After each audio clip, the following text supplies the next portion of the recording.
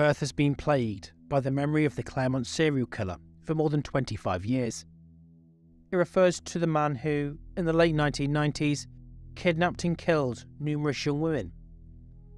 The Claremont serial killer appeared to simply vanish after performing his last known murder in 1997, leaving the entire city on edge, wondering if the killer was still at large.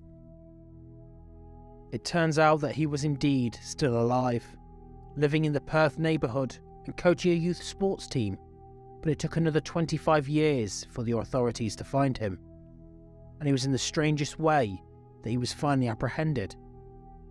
Today, we're going to explore the true story of the Claremont serial killer.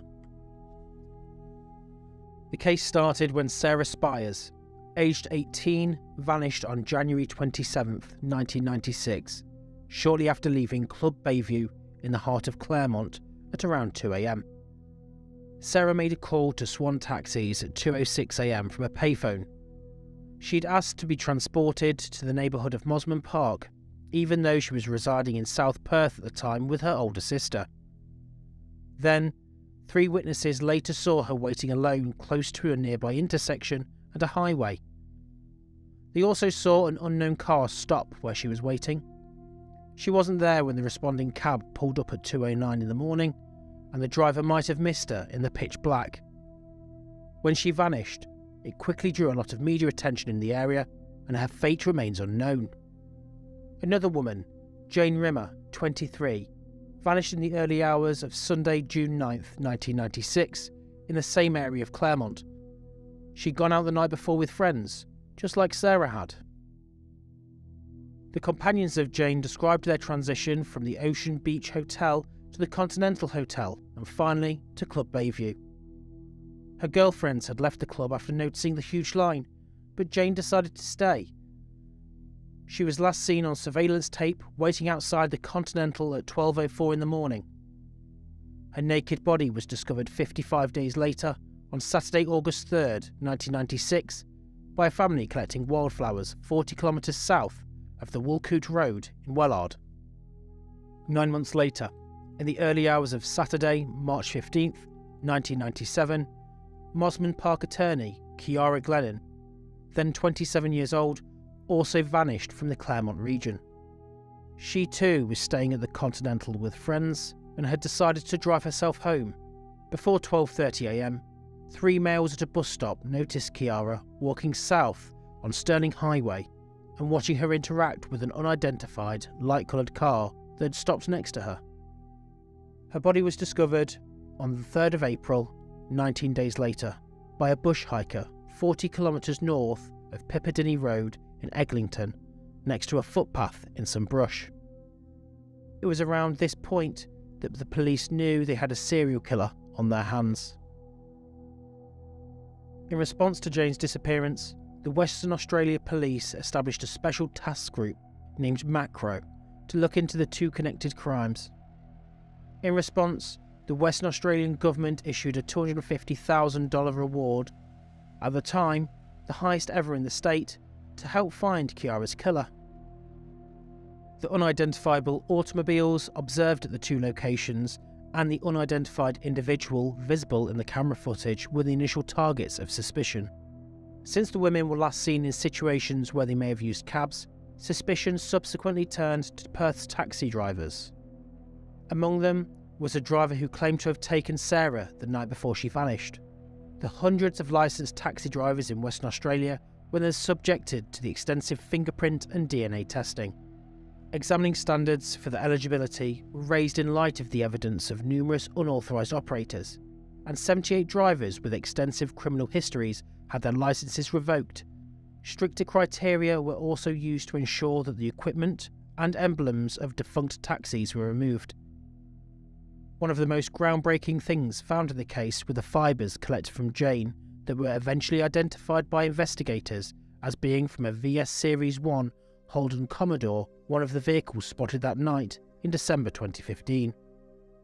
Out of the first lot of suspects, Lance Williams was the first and most promising. Lance was a public employee from Cottesloe and identified by police as the main suspect in April 1998, after his actions during a decoy operation caught their notice, such as driving around after midnight and making up to 30 circles of the Claremont area. He endured years of intense police harassment and surveillance while adamantly defending his innocence. Police determined him to be no longer a person of interest in late 2008 after 6 in-depth interviews with him before his passing in 2018. Other suspects were also questioned at the time. Police reportedly looked into whether a suspect named Bradley Murdoch might have been involved, even though Murdoch was incarcerated from November 1995 to February 1997 and was soon ruled out. However, it was not until a staggering 20 years later that a final prominent suspect was put under the microscope: Bradley Robert Edwards. Edwards was raised in the Huntingdale neighbourhood of Perth. Although nothing is known about Edwards' early years, friends and neighbours have recalled instances in which Edward had gone through bedrooms and washing lines to steal underpants. Following his father's footsteps, Edwards applied for a position at Telstra and spent the majority of his career there as a technician. Bradley was 48 when his name was brought into question regarding the case. At the time, most onlookers would describe him as a family man that kept to himself and kept out of trouble. To the shock of those around him, he was detained in connection with the killings of Jane and Kiara on December 22, 2016. He was charged with both killings the next day. He is reportedly considered to have no prior connection to the crime, despite having admitted to the violent assault of a social worker at Hollywood Hospital on May 7, 1990.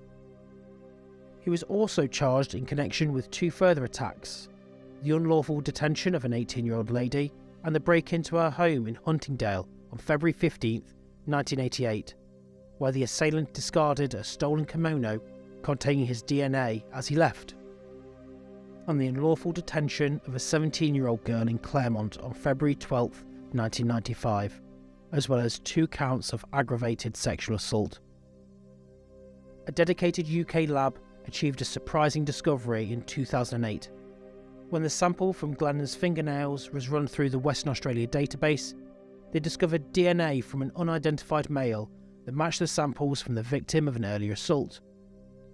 The 1988 attacker's kimono was retested in 2016 as part of a review of nearby cold cases. Scientists discovered male DNA that matched on it as well. Detectives didn't have the identity of their suspect, but they knew from the kimono that he'd been robbing women's clothing from nearby homes. They also took a fingerprint from one of those homes' doorknobs. Investigators were shocked to discover that it matched Edwards after analysis. Because he had previously been convicted of an assault there in 1990 while fixing phone lines, his fingerprints were on file. Police tracked Edwards after becoming convinced that they had the murderer in their sights and obtained DNA from a Sprite bottle he had thrown away while watching a movie with his stepdaughter. They had a match. Before Bradley's trial, the prosecution requested that Edwards be tried without a jury and by a judge. Due to the case's publicity and the graphic nature of the evidence, the application was approved.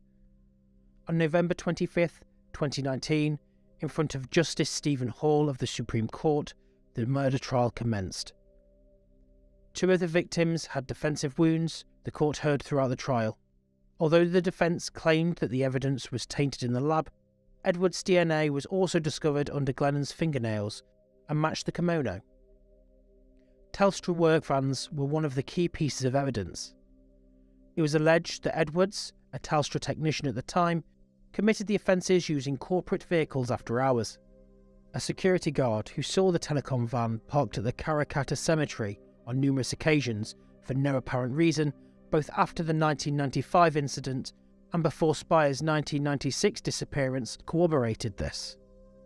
Carmel Barbagallo, the prosecutor, said that between 1995 and 1997, a man driving a Telstra station wagon stopped to look at ladies and offer them rides.